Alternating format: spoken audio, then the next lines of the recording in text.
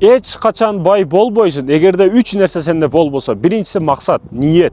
Ниет негизги маселе бай болууда, бизнес кылууда. Эмне үчүн? Эгерде сен ниетиңди арамдан кылсаң, бириң эки болбойт. Болсо дагы акыретте береке таппайсың. Ошондуктан ниет негизги маселе. Үй бүлөмдү багайын, адалынан рызкы, ата-энемди ажыга жиберейин, кенен рызкы табайын. Ушул тапканым бизнесим, ушул мамлекетиме пайдасы тийсин, коомчулукка пайдасы тийсин, өзүм, сөзүм, иш аракетим менен бүт бардыгына үлгү болоюн деп бисмилла деп ниет кылып жакшы ишиңди баштасаң, адал ишиңди баштасаң, арам аралаштырбасаң, ал бизнес күн келип сөзсүз түрдө ийгиликке жетет. Сен үмүтсүздүк болуп таштап эле коюп болсоң. Биздикилер адал бизнес баштайт, 30га чейин кылбайт да. Бир баштайт, эки баштайт, таштап кое берет. Эң анын кемчилиги, катасы таштап койгонунда. Ошондон ниет кылгын, ниетиңди туура кылгын. Имам Бухари айтат го, балдарым, о Аллахым, балдарыма ушундай кенен шартты түзүп берейин, мен бай болоюн, акча табайын, кенен рызкы табайын, балдарым сенин кызматыңды кылсын, ушул өлүп кеткенге чейин илим алсын, илим китеп окусун дейт да. Балдарыңа жакшы шарт түзүш үчүн дагы, балдарыңа сонун мүмкүнчүлүктөрдү беришиң үчүн дагы сен бай болушуң керек. Америкада Гарвардда окушуң үчүн сонун акча керек да. Ошондуктан кенен ойлонгонду билиш керек, максат маселеси. Ал эми экинчиси, бай болуунун ар бир нерсенин сыры бар го. Ошол байлыктагы секрет күлүч, сырдуу күлүч, калет, кулуп, бул урматтуу мекендештерим, не десеңиз садака, ихсан. Бир берсеңиз 700ге чейин кайра келиши анык түрдө бул. Жашоодон мисалдар толтура бул маселеге. Кайсы абал келбесин ихсанды токтотпоңуз. Бизнесиңиз окшоп кетет. Бүгүн бизде кыргыздарда туура эмес түшүнүк бар, аш кылып берем, качан ишим жүрүшүп кетсе дейт да. Болуп кетсем аш кылып берем, зор болсо аш кылып берем. Когда болгондон кийин анан деп ниет кылат да. Аллахтын эрежеси кандай? Сен Аллах үчүн бересиң биринчи, андан кийин Аллах сени эселеп байытат.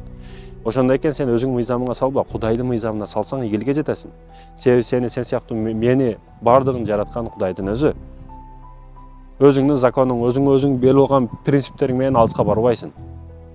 Сен пайгамбарыбыздын хадисин Аллах табарак ва таала айтып кеткен аяттарга кулак сал. Бул экинчиси экен. Сырдуу нерсени таблетка, сырдуу таблетка, башын таблеткасы бул кулубу не экен десеңиз садака экен. Ихсан кылыңыз ар бир учурда. Садака кылыңыз. Садака кылгандардын бардыгы бай болуп кеткен эмес. Бирок бай болгондордун бардыгы садака кылат. Ошол Роналдо, ошол Месси, ошол еврей бардыгы садака кылат. Неге? Ошон үчүн бай да алар. Китеп окугандын бардыгы акылдуу болуп кетпейт, бирок акылдуулардын бардыгы китеп окуйт деген маселе да. Бул экинчи экен. Ал эми үчүнчүсү не десеңиз, урматтуу мекендештери, мусулман бир туугандарым, арамдан алыс бол, күнөөдөн алыс бол. Бүгүн жаштарыбыз кичине бизнес баштайт дагы. Акча кичине бир жерден жакшыраак келип калса кеттик кыздарга дейт да дароо. Жок. Ушул жерде жаңылып атасың. Жаш балага кимге болбосун эркекке биринчи акчаны берет Аллах Таала, артынан кызды жөнөтөт. Эң биринчи суноо эркек кишиге кыздан келет. Ошондуктан бизнес баштарда баша кылганда сен ойло, ушул принципти коюп ал. Мен ушул арам иштерди кылбагандыгым үчүн менин бизнесим жүрүшүп атат. Мен муну кайра жарымын садакага, жарымын бизнеске тегип өнүгүшүм керек, өсүшүм керек деп ниет кыл. Сен аягга чыга албай турган нерсеңди жыйыштырып кой. Аягына чыга албайсың кыздын маселесинде. О 8 миллиардтан 2-3 миллиард кыз болуп атса, сен убактың, сенин өзүңдүн денаң физически жактан да не успейм дейт го. Ал жыргалга, ал кайфка жетишпейсиң. Мынау сулуу, мынау кыз жакшы экен деп туруп барасың. Ошондой кыздын 20 атасын алдыга чыгарып коет. Истанбулга бар, Европага бар, Азия өлкөлөрүн кыдырып чык. Ар жердин кыздары ар кандай.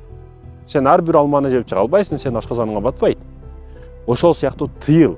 Аягына чыга албайсыңбы? Ал ишке башыңды тыкпай эле кой. Эгерде ал арам боло турган болсо, эч качан жакындаба. Ошондой экен бул үч маселеге толук түрдө маани бергиле жигиттер, бай болосуңар. Бай болуштан оңой нерсе жок.